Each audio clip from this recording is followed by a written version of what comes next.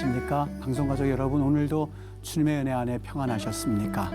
혹 여러 가지 일로 인해서 마음이 분주하셨다면 이 시간 가정 예배를 통하여서 살아계신 하나님이 여러분과 나와 함께 하시는 우리의 하나님이심을 분명히 고백할 수 있는 복된 시간 되시기를 주님의 이름으로 축복합니다. 우리 다 같이 사도신경으로 우리의 신앙을 고백함으로 하나님 앞에 예배 올려드리겠습니다.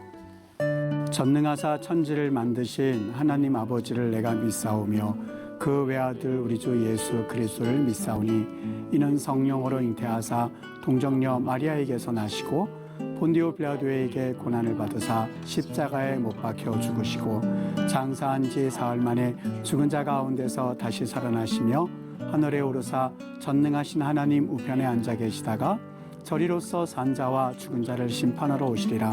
성령을 믿사오며 거룩한 공예와 성도가 서로 교통하는 것과 죄를 사하여 주시는 것과 몸이 다시 사는 것과 영원히 사는 것을 믿사옵나이다. 아멘. 찬송가 112장입니다.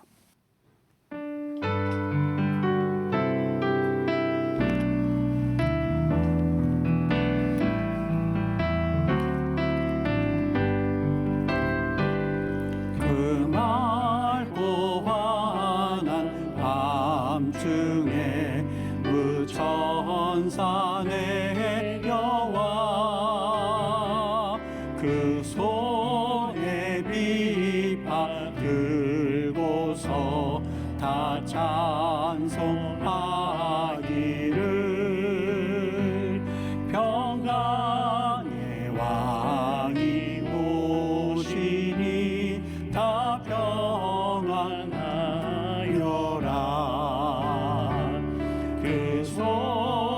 소란하던 세상이 다 고요하도다. 예선지에 언능하여 베들레헴 성에 주 예수 탄생하시니 온 세상 구주라. 저 천사 기쁜 노래를 또 다시 부르니 온 세상 사는 사람들 다 화답하도다. 우리 오늘 주신 하나님의 말씀은 로마서 10장 17절 말씀을 우리 한 목소리로 합독하도록 하겠습니다. 그러므로 믿음은 들음에서 나며 들음은 그리스도의 말씀으로 말미암으니라. 아멘. 누구든지 교회를 다니는 분들은 한결같이 마음에 소망이 있죠. 나 어떻게 하면 하나님을 경험할 수 있을까? 나 어떻게 하면 하나님을 만날 수 있을까 하는 마음을 가지고 있습니다. 그런데 문제는 하나님이 우리의 눈에 보이지 않는다는 데 있습니다. 육신의 눈으로는 보이지 않지만 하나님은 말씀으로 우리 하나님이 계시다는 것을 우리는 알 수 있거든요. 하나님을 경험하지 못했던 사무엘 시대 일이었습니다. 사무엘이 어느 날 하나님의 음성을 듣습니다. 하나님의 말씀을 통해서 하나님을 경험하게 됩니다. 여호와께서 여호와의 말씀으로 사무엘에게 자기를 나타내시니라. 3장 21절 말씀. 여호와께서 말씀으로 자기를 나타내시느니라. 여러분, 그 당시에 사무엘은 하나님을 만날 때에 말씀을 통해서 하나님을 만났음을 알 수가 있습니다. 여러분 가운데 나 믿음이 없어. 나 믿음이 없어서 어떡하지? 탄식하는 분이 있습니까? 하나님의 말씀을 제쳐둔 채 우리의 믿음이 성장되는 법은 없거든요. 우리의 믿음은 반드시입니다. 하나님 말씀을 먹음으로써 함께 성장하게 되고 우리 마음에서 의심은 사라지게 됩니다. 좋은 번연이 지은 대작이 있죠. 철로역정이라는 그 소설이 있습니다. 아니, 소설이기보다도 제2의 성경이라고 일컬을 만큼 많은 사람에게 읽혀집니다. 멸망성을 떠나서 하나님을 향해 가는 크리스찬이 의심의 성에 갇혔을 때 일이었었어요.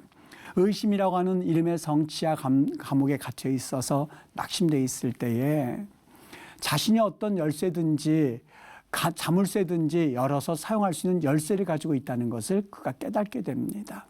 그리스도인이 그 열쇠를 가슴에서 꺼내서 지하 감옥의 문을 열죠. 열쇠를 돌리자 자물쇠가 척척하고 금방 열리는 것이었습니다. 밖으로 나왔습니다. 번연은 의심의 성을 나가는 열쇠가 가슴 주머니, 간단하게 가슴에 있었다고 3번이나 말하고 있습니다. 하나님의 약속을 가슴에 숨겨두었다는 것을 통해서 성경을 암송했을 때에 그 말씀이 기억된다는 것, 그것이 얼마나 우리에게 큰 특권인지 모릅니다. 말씀의 능력을 가지고 크리스찬은 감옥에서 나갈 수 있었던 것이죠. 믿음이라고 하는 것을 만약에 저를 보고 목사님 믿음을 한마디로 정의해 보세요 라고 말한다면 저는 이렇게 말할 것 같아요. 마음 가운데 예수님을 심는 거라고요. 여러분 근데 이 작업이 쉽지가 않아요. 예수님을 오래 믿어왔지만 예수님을 내 마음에 심는 것이 쉽지가 않아요. 왠지 아십니까? 마음이 얼마나 넓은지 몰라요. 세상의 것으로는 아무리 채워도 채울 수가 없습니다. 돈을 벌어보십시오. 마음이 만족할까요? 아니요. 마음이 넓고 높아서 사실상 채울 수가 없습니다. 지위를 높여주면 그 사람의 마음이 만족할까요? 아니요. 절대 만족하지 않습니다. 왜요? 더 높은 지위를 바라보기 때문에 그렇습니다. 마음은요, 절대로 세상의 어떤 것으로 채울 수가 없습니다. 잠언서 16장에 보면 자기의 마음을 다스리는 자는 그래서 성을 빼앗는 것보다 더 낫다라고 말씀을 했습니다.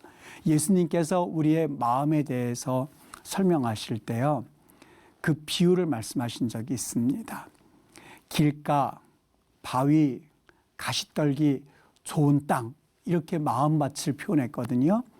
누가복음 8장 11절에 보면 이 땅에 씨를 심을 때에 어떤 일이 일어나는가에 관해서 비유하셨는데 씨는 하나님의 말씀이다. 여러분 보세요.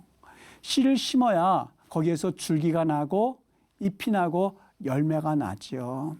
사람들은 하나님 저 능력 주세요. 그렇게 기도하면서도 성경 말씀을 읽지도 성경 말씀을 암송하려고 하지도 않아요.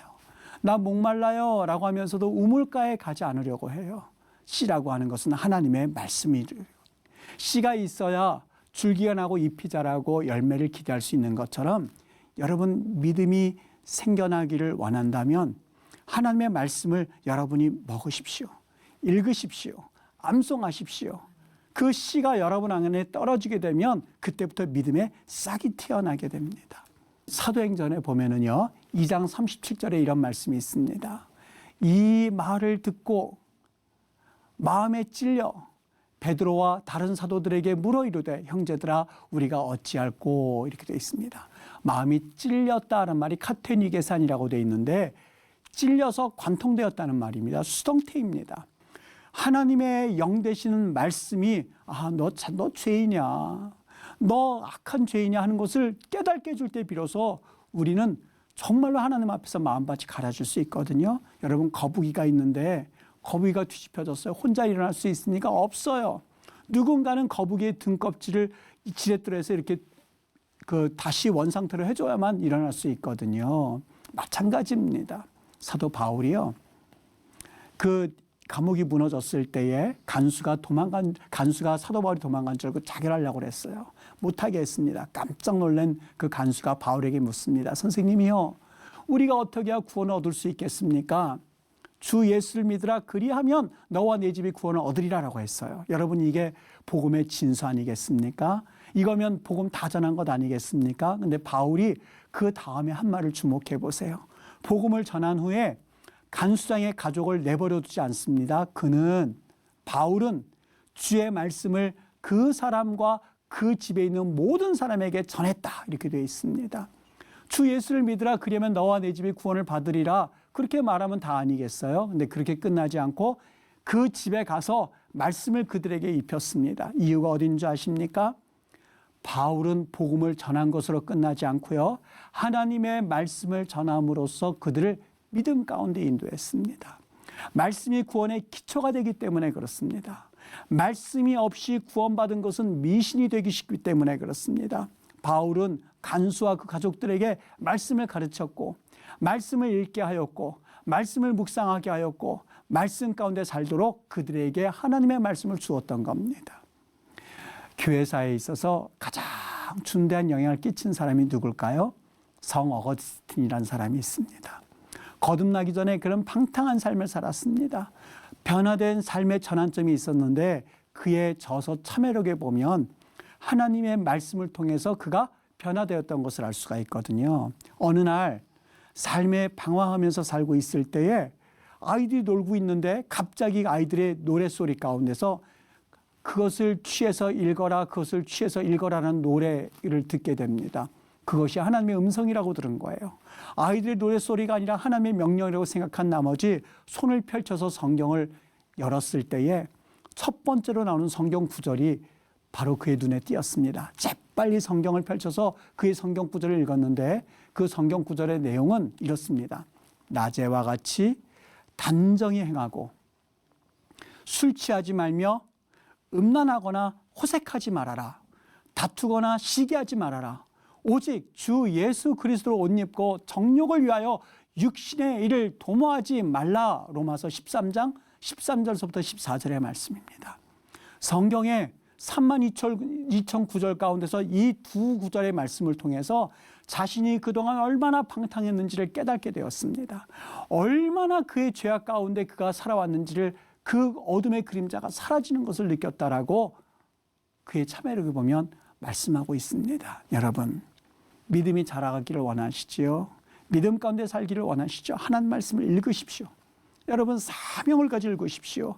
지금은 순교, 예수 믿는다고 해서 순교하라고 하거나 예수 믿는다고 해서 죽이는 일은 없습니다만 중요한 것은 이러한 때에 순교할 각오를 가져야만 살 수 있는 세상이 되었습니다. 직장 때문에 바쁘고 여러분 육아 문제 때문에 힘들고 여러 가지 일로 인해서 힘들기는 하지만 여러분 순교할 각오를 가지고 하나님 말씀을 읽으십시오. 하나님의 말씀을 먹으십시오. 하나님의 말씀을 들으십시오. 필사하십시오. 이것이 여러분의 사명인 줄 아시고 오늘 이 밤에 가정예배 끝나고 난 다음에 가족끼리 모이십시오. 한 절 말씀이라도 읽으십시오. 로마서 10장 17절 말씀을 읽으셔도 괜찮습니다. 하나님의 말씀을 자녀들에게 사명을 가지고 가르치시면 그 자녀들은 말씀에서 떠나지 않을 거예요. 우리 사랑하는 방송가족 여러분의 가정들이 잘 될 수 있었으면 좋겠어요. 믿음 가운데 세워질 수 있었으면 좋겠어요. 우리 한국 기독교 모든 성도들이 다시 한번 부흥의 역사를 경험했으면 좋겠어요. 지금까지 모이는 것이 이제는 너무나 힘든 시대에 살고 있다고 실망하지 마십시오. 하나님께서 우리에게 또 다른 길을 열어주셨는데 말씀 읽기입니다.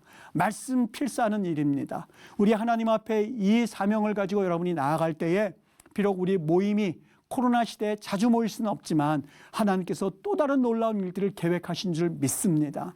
방송가족 여러분, 오늘 이 예배가 끝나고 나서 그냥 흩어지지 마시고 가족끼리 그냥 끝나지 마시고 아내를 붙잡고 같이 말씀을 읽으십시오.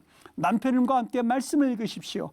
자녀를 불러서 성경 말씀을 그들에게 먹이십시오. 하나님의 놀라운 역사가 일어날 텐데 믿음이 회복되어질 줄 믿습니다.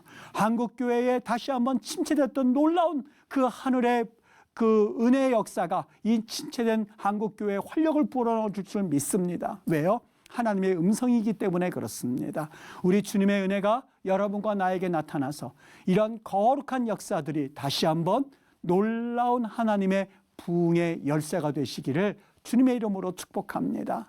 여러분 가정 위해서 잠시 기도하겠습니다. 하나님 아버지 감사합니다. 가정가정마다 말씀이 읽혀지게 하시고 가정가정마다 말씀이 씨앗이 되어서 믿음을 성장시키는 놀라운 축복의 통로가 되게 은혜 주시기를 원합니다. 하나님을 경험하지 못한 가정 가운데 말씀을 통해서 하나님을 경험하도록 성령 하나님 이 밤에 은혜 내려주시기를 원합니다. 예수 그리스도 이름 받들어 간절히 기도하옵나이다. 아멘. 하늘에 계신 우리 아버지여, 이름이 거룩히 여김을 받으시오며 나라에 임하옵시며 뜻이 하늘에서 이룬 것 같이 땅에서도 이루어지이다. 오늘날 우리에게 일용할 양식을 주옵시고 우리가 우리에게 죄 지은 자를 사하여 준 것 같이 우리 죄를 사하여 주옵시고 우리를 시험에 들게 하지 마옵시고 다만 악에서 구하옵소서. 대개 나라와 권세와 영광이 아버지께 영원히 있사옵나이다. 아멘.